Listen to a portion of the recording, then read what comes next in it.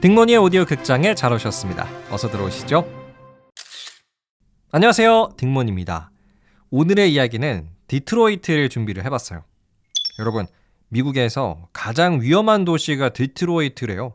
1991년 미국 FBI 통계에 따르면 인구 10만 명당 폭력 범죄가 2,700건으로 디트로이트가 미국에서 가장 위험한 도시라고 하네요.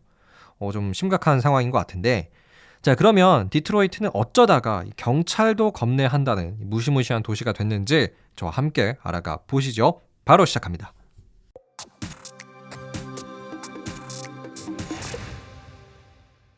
네, 디트로이트. 일단 미국의 북동부에 위치한 도시고요. 인구는 63만 명 정도가 되더라고요. 미국에서 가장 위험한 도시라는 좀 안 좋은 타이틀을 가지고 있는 도시입니다.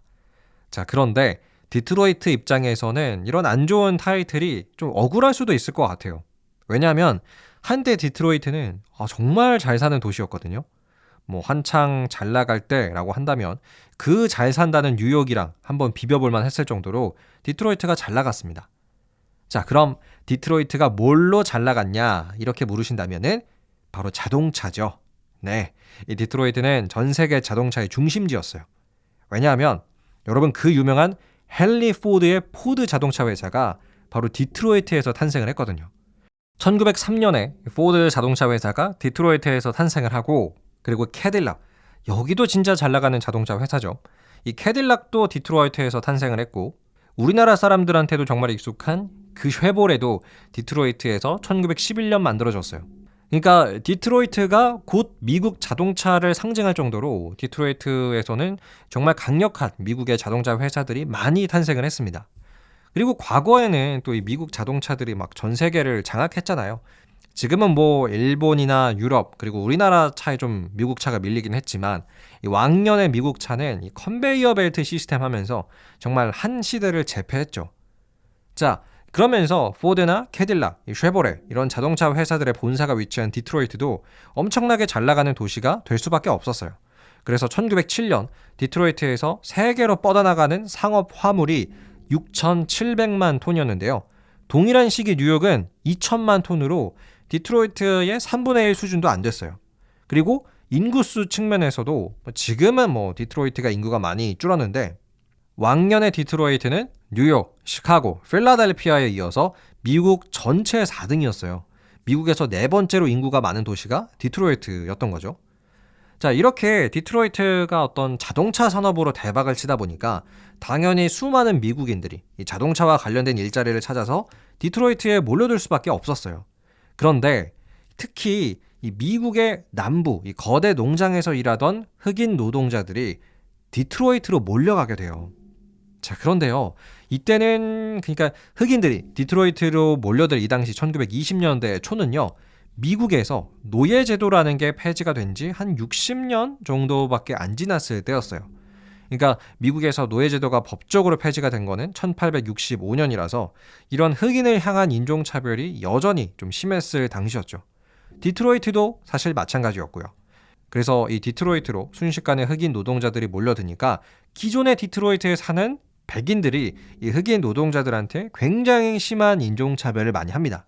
심지어는 여러분 KKK라고 그 백인 인종차별주의자 집단 있잖아요. 막 이상한 약간 하얀색 유령 같은 옷 입고 다니는 이 KKK의 미국 북부 거점이 디트로이트에서 만들어집니다. 그러니까 정리하면은 디트로이트에서 자동차 산업이 잘 나가니까 흑인 노동자들이 많이 몰렸는데, 결국에는 이게 인종 간의 갈등, 흑인 노동자를 향한 인종차별을 불러오게 돼요. 그래가지고 이 갈등이 터지는 게 1967년인데요. 일명 디트로이트 반란 혹은 디트로이트 폭동이 터져요. 흑인들과 디트로이트 경찰관들의 충돌로 인해서 발생한 폭동인데요. 이때 상황이 엄청나게 심각해가지고 미국 대통령이 연방 군대를 이 디트로이트로 파견할 정도였다고 해요. 이거는 경찰이 제압할 수준이 아니다, 군대를 보내야겠다라고 해서 당시에 린든 존슨 대통령이 연방 군대를 디트로이트로 보내서 폭동을 제압합니다. 정말 난리였던 게 이 디트로이트 폭동으로 인해서 43명이 죽고요. 467명이 부상을 당하고 7,200명이 체포되고 2,000채의 건물이 파괴가 됐어요. 자, 그러면 어떨까요? 당연히 이곳에 사는 백인 중산층들 혹은 백인 기업가들은 디트로이트를 벗어나고 싶어 하겠죠. 야, 여기 너무 위험하다. 다른 도시 가자. 라면서 백인 중산층들이 이 디트로이트를 빠져나가는 상황이 생깁니다. 그런데 여기서 엎친 데 덮친 격으로 그 잘 나가던 디트로이트의 자동차 산업이 확 주저앉아 버려요. 지금도 그렇지만 미국 차들은 좀 뭐랄까요? 그 포드의 머스탱 같이 엄청나게 멋있고 차의 힘도 좋고 하지만 이 문제는 연비가 안 좋다는 거잖아요. 기름 먹는 하마로 불리는데 이 당시 1973년이랑 1979년에 석유 위기 혹은 오일 쇼크라는 게 터져가지고 석유 가격이 급상승하는 사건이 있었어요. 기름값이 한 2배 이상 올라버린 사건이었는데요. 한 5만 원 하던 게 11만 원 이렇게 돼버리는 거죠. 그러다 보니까 기름을 많이 먹는 이 미국 차들의 인기가 줄고요. 당시에 작고 좀 경제적이던 연비가 좋은 일본 차, 도요타 이런 차들이 엄청난 인기를 끌게 돼요. 그래서 이때부터 디트로이트의 자동차 산업이 크게 죽은 거예요. 자, 그래서 디트로이트의 자동차 공장들도 막 문을 닫지, 백인 중산층들도 도시를 빠져나가지, 결국 디트로이트는 점점 범죄 도시로 전락을 하게 돼요. 특히 1950년대 200만이었던 디트로이트의 인구는 2020년 63만까지 떨어졌고요. 또 1972년부터 2015년까지 한 40년 만에 사업장의 70%가 문을 닫아버립니다. 정말 너무 심각했죠. 그러면서 각종 범죄율은 또 올라가서 1991년에 미국에서 가장 위험한 도시로 디트로이트가 뽑혀요.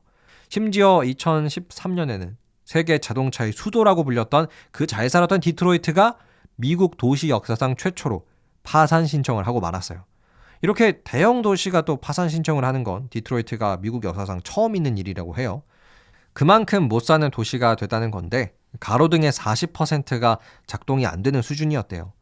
2014년에 다행히도 파산을 면하기는 했지만 여전히 디트로이트는 좀 위험하고 못 사는 도시의 이미지를 벗어나진 못하고 있습니다. 지금까지 왕년에 정말 잘 나갔던 자동차의 중심지 디트로이트의 슬픈 역사였습니다. 끝!